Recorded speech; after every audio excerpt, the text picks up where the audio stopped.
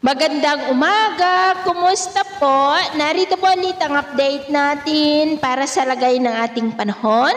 Ngayong umaga po ng November 2, 2025. Sa ngayon po ay lumakas na ang bagyo na tatawaging Tino at nasa tropical storm category na po at taglay na ang lakas ng hangin na umaabot sa 65 kilometers per hour habang kumikilos po pa-west, northwestward sa bilis na 15 kilometers per hour. Ngayong araw po ay papasok na yan sa PAR at tatawagin na sa local name na Bagyong Tino at kikilos muli yan pakanluran habang patuloy ang paglakas at bukas posible na po yan na nasa typhoon category bago nagbabanta na tatama sa kalupaan sa Martes ng madaling araw.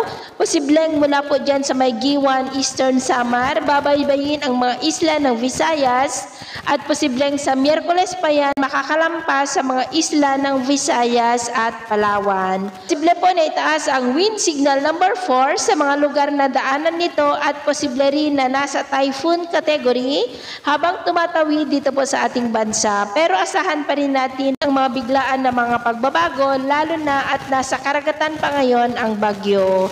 Samantala po, maliban sa bagyo na ating binabantayan ay may LPA pa na nakasunod dito gaya na inyong nakikita at banta rin po yan dito sa ating bansa sa susunod na mga araw kaya babantayan po natin ang development dito.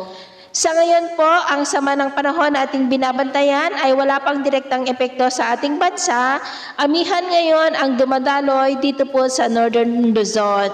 At sa lagay ng ating panahon, ngayong madaling araw ay maayos ang panahon sa malaking bahagi ng bansa, maliban lamang sa mga tsansa ng mga isolated rains sa ilang bahagi ng Cagayan, Babuyan Islands at Infanta. At mamaya ay sisikat naman po ang araw sa malaking bahagi ng bansa maliban lamang sa tsansa ng maulap na kalangitan with isolated rains dyan sa may extreme northern Luzon, Silangan ng Cagayan Valley, Infanta at Calapan. Pero mamayang hapon po, asahan natin na mas maraming lugar po ang makakaranas ng mas maulap na kalangitan with isolated rains. Kaya kung lalabas po tayo sa ating matahanan, ugaliin lamang po natin lagi ang magdala ng kahit anong panangga natin sa init ng araw at proteksyon na rin po sa mga biglaang buhos ng ulan. At sa atin naman pong mga baybayin, dahil pa rin sa amihan ay maalon po sa mga baybayin ng silangan ng Northern Luzon,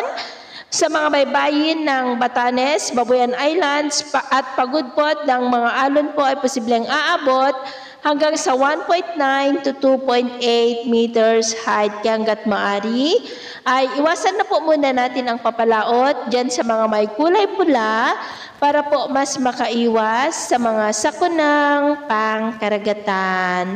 So ito po ang latest update natin sa araw na ito. Ako po muli si James na nagsasabing sa kahit anong pagsubok po na darating sa ating buhay, huwag na huwag po tayong mawawalan ng pag-asa. Thank you and God bless!